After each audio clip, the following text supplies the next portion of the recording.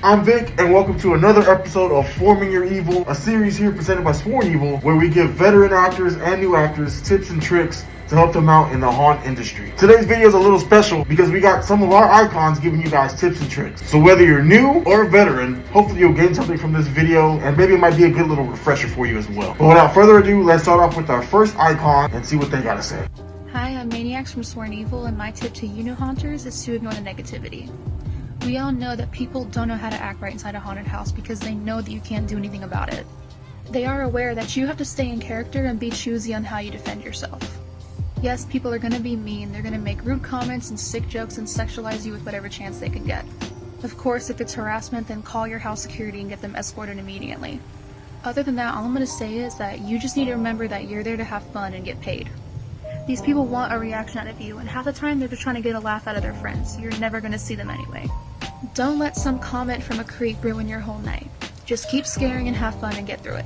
And as you know, I'm Vic, so I'm gonna go ahead and give you guys a few of my tips that I think will help you out a little bit. My first piece of advice would be to work your room. And what I mean by work your room is, no matter how big or how small your area is, make sure you use the whole area. Don't just stand in one spot the whole night. If you're able to work 2 or 3 rooms, say your haunt is low on actors, go in those 2 or 3 rooms and work them all. And if you just have one spot, move around the whole area, don't just stand here. Maybe go to that corner over there, crawl from back here, surprise them by the front door, mix it up. And that actually leads perfectly into my next point. Switch it up, mix it up, man. Be different. You have a lot of downtime in the haunt, especially early on in the season when you're waiting for customers to come through. Use that time wisely and think. You have a lot of time to think. Sit there and think about different ways to be creative and different ways to scare people. Don't just sit there and stare in the darkness and be bored the whole time. Use this time wisely to kind of improve your character. Think about who you are as a character. Think of new and creative ways to scare the customers. Because you're not going to be able to reset perfectly every single time.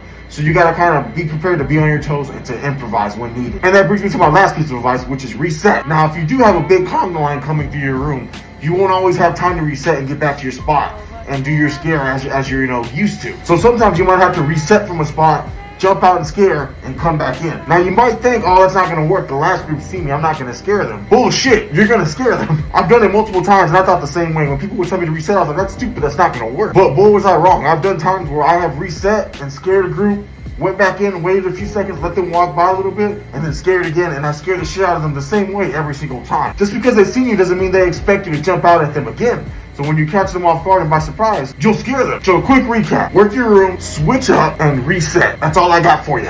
What's up, guys? This is MBK, aka Chop the Butcher, and I'm about to give you a couple essentials that every scare actor needs in their bag. So, first essential you're gonna need: get you a really good flashlight. I like to use a LED light. As you can see how bright it is. And this is something you are going to need when you're walking through the haunt. It's going to be dark, so make sure you have you a really good light. Number 2, a spray bottle full with alcohol. By the end of the night, guys, when you're taking off your makeup, it's going to be impossible. But here's the trick. If you take some alcohol, spray it on the areas where you have makeup on, and also mix that with some hot soap and water, it will come right off. Most of the alcohol is water-based or alcohol-based, so you need something to fight it. So make sure you guys have an alcohol spray bottle with you. Number 3, bring a pair of comfortable shoes to wear after you get done hunting. I know some people want to get back to their regular shoes, or they want to keep their hunt shoes on. If you get you some slides or some Crocs, because after that your feet's going to be killing you, so give yourself something comfortable to wear. And also bring an extra pair of socks to change out of, because the socks that you're wearing, they are going to make your feet even hurt worse or smell more. So slides and a pair of changeable socks. Number 4, a water bottle and some snacks. Hey guys, make sure you eat before you go in there. And I'm not talking about like a light meal. Get you a full, good meal. Something that's going to fill your belly up and you're going to burn a lot of calories while you're doing it. But in between scares, get you a sip of water and have some snacks laying around. Be sure to clean up after yourselves afterwards, guys, because come on, it is your second home. So make sure you guys keep the place clean. And number 5, guys, make sure you guys keep some deodorant, some cologne, or some body spray on you. Face it, guys, if you guys go out to eat and you're stinking, nobody's going to want to sit next to you or be around you. So after you guys get done scaring, after you guys get done washing off, take some time, spray some cologne on you, spray some body spray on you. Make sure you smell good when you do go out to eat. And those are the top essentials that I keep in my bag. I hope this helps you guys out. Make sure you guys stay safe. Make sure to hydrate. And remember, if you're not scaring, you're not having fun. Yo, what's up, Evil Gang? My name is Brandon. I am an out-of-character representative of Sworn Evil, and today we're gonna go over some haunt tips for you. Let's go ahead and get on into this thing, shall we? Alright, so tip number one is probably gonna be one of your most important ones. That's to hydrate. Water is gonna be your best friend. I'm gonna tell you that now. Between all the action-filled nights and you're running around, moving around, if you get dehydrated, you can feel nauseous, lightheaded, feel like you're gonna pass out, and you don't want that, especially while you're trying to scare people, because if you pass out in front of people, it may not be a good look. Staying hydrated will also bring up your energy levels. It really will help out your energy levels. It'll bring them up, and also it will help with your vocal cords. And actually, speaking of vocal cords, vocal cords, tip number two, vocal cords are very important in life because that's how you speak, that's how you talk, and all of that. So keeping your vocal cords intact, yes, I say intact because you can rip your vocal cords if you're not careful. This also goes back to number one, staying hydrated can also help with your vocal cords, help soothe them, and just it'll help you all together. If you have to like scream, growl, yell, any of that, please be sure to take breaks in between groups if possible, because it would definitely help. Don't just use your throat whenever you're trying to do the screams or anything. Use your diaphragm. Your diaphragm will help project a lot more and just help you out in general. Just remember, Halloween season is a marathon. It's not a sprint. So keeping your vocal cords intact for the whole season is very key. But let's go ahead and get on to the next one. Now, the next one that's on our list for number 3, that would be teamwork. Now, teamwork is very essential, especially in the scare community. Get with your fellow companions, scare actors, and talk about your scenes and play off of each other.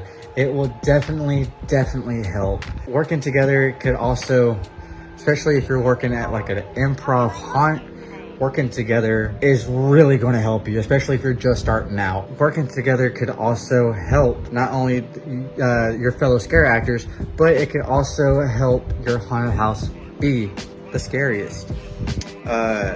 That's all I got for teamwork for right now. With that being said, let's go ahead and go to number 4, because this one is a big one as well. Now for number 4, like I said, it's a big one, and that's to scare forward. Please scare forward. Scaring forward is a key component in making the patrons experience a lot better. Because if you don't scare forward, you will form conga lines. There you go, conga lines. That's something that you don't really want, because you don't know if it's 2 groups, 3 groups, or whatever. All you see is just one big line, and you got to sit here and try to split them up. And as you're splitting them up, more people come. Trust me, been there, done that. Don't want to do it. You want to scare from either the sides or from the back. Very key. Because if you scare them from the side or from the back, you're pushing them along. All right, they're not going to go backwards, especially if you get them at like an angle on the side. They're not going backwards. They're going to go forward, and that's just going to make your area a lot better, and it's going to make theirs a lot better. Hi, I'm Cousin Porkchop. Tips for the new people.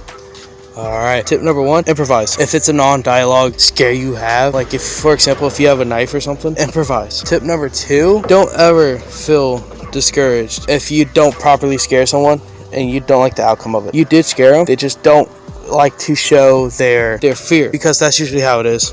You know, all these people act like they're big and tough. Tip number 3, if you have props or dialogue, add on to it. Don't just go, boo, boom. No, it's boo, a little bit of improvision, whatever that word is. Those are 3 tips that I highly recommend to y'all. Alright, y'all, that's the video. Hopefully you found something a bit useful in there. If you have any tips and tricks of your own and you want to share them and help out the community, be sure to drop them down below. If you have any suggestions for any other videos you might want to see or need any advice, be sure to hit us up. We're more than willing to help you out. We hope you have a great season. Make sure you follow us on all of our socials at Sworn Evil. Thank you to all the icons who participated in this video. That's all for me. See y'all later.